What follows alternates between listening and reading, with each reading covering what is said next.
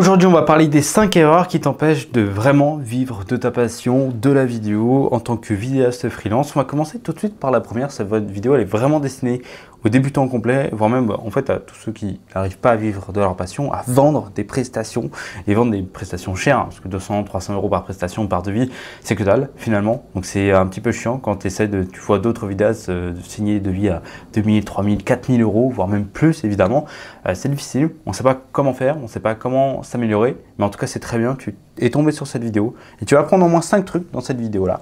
La première, c'est de travailler gratuitement quand on commence. Est-ce que c'est une erreur ou non? C'est un énorme débat qui existe. Moi je suis pour le oui, mais seulement pour tes 2 ou 3 premières prestations, pas plus. Ça sert à rien. Travailler gratuitement, déjà ça sert à quoi? En gros, si tu vas voir un client ou quelqu'un que tu connais, tu lui dis bah, écoutez, on va faire ça.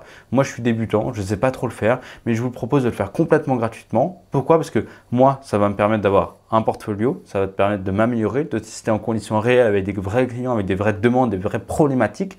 Et vous, derrière, vous allez avoir cette vidéo-là qui va résoudre ce problème-là et du coup, vous pouvez avoir tel résultat. Ce qu'il faut comprendre, c'est que c'est bien de proposer du gratuit, primo, ok, mais il faut que ce soit toi qui choisisses la vidéo que vous allez faire, le projet que vous allez faire. Et le mieux là-dedans, c'est en fait quand tu crées un projet qui résout directement une problématique que ton potentiel client a. Il y en a beaucoup qui travaillent gratuitement histoire de faire une vidéo et se prendre la main, mais ils font des vidéos un petit peu dans le vide. Et ils font surtout en espérant que le client de base, gratuit, va obligatoirement devenir un client payant parce que vous avez fait de la vidéo. Alors certes, ça te permet d'ouvrir une porte, une connexion, de t'intégrer dans un domaine, d'avoir aussi, ce qui est hyper intéressant quand tu fais du gratuit, c'est d'avoir un retour, un avis client que tu vas pouvoir exposer en vidéo, etc. Pour du coup ta prospection prochaine. Mais ça, c'est uniquement pour tes 2 ou 3 premières prestations maximum, histoire de te faire la main quand tu vraiment débutes. Tes vidéos, elles seront moches. Là, à ce niveau-là, elles seront moches, sauf si ça fait 25 ans que tu te formes et que tu ne passes vraiment pas à l'action. Ça, je trouve ça dommage, mais il faut le faire. L'erreur, quand on travaille gratuitement, c'est de le faire pendant hyper longtemps.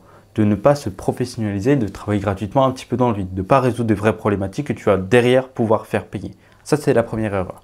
La deuxième erreur, c'est d'attendre qu'on te trouve. C'est de ne pas prospecter, de ne pas avoir un positionnement clair, être bon, mais invisible. En gros, je connais plein de vidéastes qui sont plus talentueux que moi, qui font des meilleures vidéos que moi, qui font des montages de fou furieux, qui passent des heures et des heures, des dizaines, centaines d'heures sur un montage. Moi, je pourrais pas faire ça. Ils sont meilleurs que moi là-dedans. Pourtant, moi, je vis de ma passion et pas eux. Pourquoi? Parce qu'en fait, ils n'ont pas d'offre claire. On ne sait pas vraiment à quoi ils servent. Ok, ils font de la vidéo, mais leurs vidéos, elles servent à quoi? Moi, mes vidéos, elles servent à résoudre cette problématique-là. Il y a une énorme différence là-dedans et c'est ça qui te permet de vivre de ta passion. La deuxième chose, c'est du coup, ils sont invisibles. Soit parce qu'ils ne postent rien sur Internet et si tu postes du contenu sur Internet, poste du contenu pour tes clients, pas pour d'autres vidéastes. On s'en fout de ton matériel, on s'en fout de ta caméra, on s'en fout de tout ça. Il faut juste savoir à quoi ça sert ce que tu fais. C'est ça le plus important. Tu attires les bons clients, les bonnes personnes, pas d'autres vidéastes. Ça, on s'en tape. Moi, j'attire des vidéastes parce que c'est mon fonds de commerce. C'est de parler à des vidéastes. Mais si je dois parler à des clients, je vais parler de leurs problématiques, de leurs besoins. Je vais me foutre avec eux. Pas avec des caméras, je ne vais pas parler de comment vivre de sa passion. Mes clients, ils s'en tapent de ça. Il faut prospecter. Il faut aller chercher son client quand on commence. Quand on n'a pas de bouche à oreille, quand on n'a pas de raison, qu'on n'a que dalle, il faut aller le chercher. Mais bon, quand on commence, on ne sait pas trop qui prospecter parce qu'en fait, on n'a pas d'offre claire. On ne résout pas de problématiques précises et donc on est perdu et on arrête de prospecter et on ne vit pas de sa passion. Bon, je te parle de comment on arrête tout ça à la fin de cette vidéo, comment créer une offre claire à 4 chiffres, plus de 1000 euros et vivre de sa passion, qui recrute, etc. On en parle à la fin de cette vidéo. On va passer à la troisième erreur, c'est de faire tout le temps du sur-mesure. Moi, j'ai complètement arrêté les devis sur mesure. Pourquoi? Parce que ça te fait perdre du temps. Tu as beaucoup de répétitions à faire. Tu te casses la tête, les couilles carrément à faire des devis. Et tu te demandes combien est-ce que tu payes, etc. Donc, tu essaies de faire un devis qui va plutôt bien pour ton client et tout. Tu lui envoies. Désolé, c'est trop cher. Désolé, on a trouvé un vidéaste moins cher.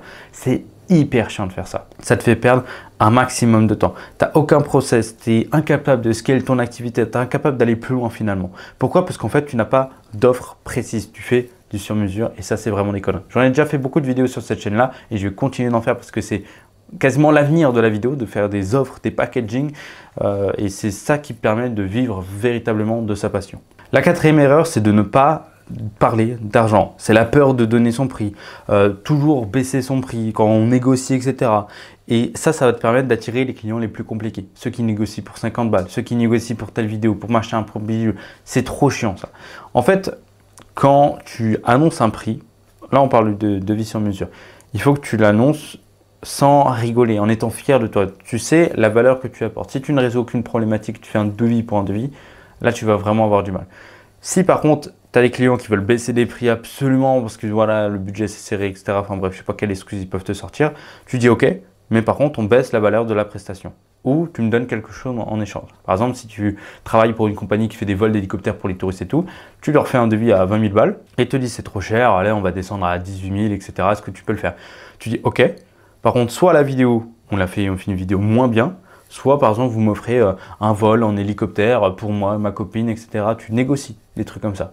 Ça s'appelle la négociation. Si tu baisses ton devis juste parce qu'on te l'a demandé, tu vas faire tellement amateur, ça va faire trop bizarre et la personne elle va se dire, bah, en fait, elle a dit oui.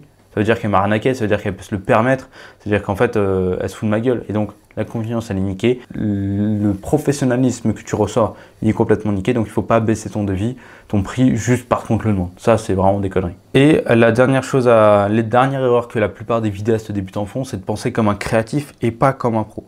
En gros, les créatifs, les vidéastes créatifs, ils veulent faire de la plus belle vidéo du monde. Donc, ils ont le syndrome du perfectionniste. Donc, ils passent énormément de temps à faire une vidéo, un effet, etc. que personne ne voit. Et ils pensent que pour ça, ils peuvent facturer super cher.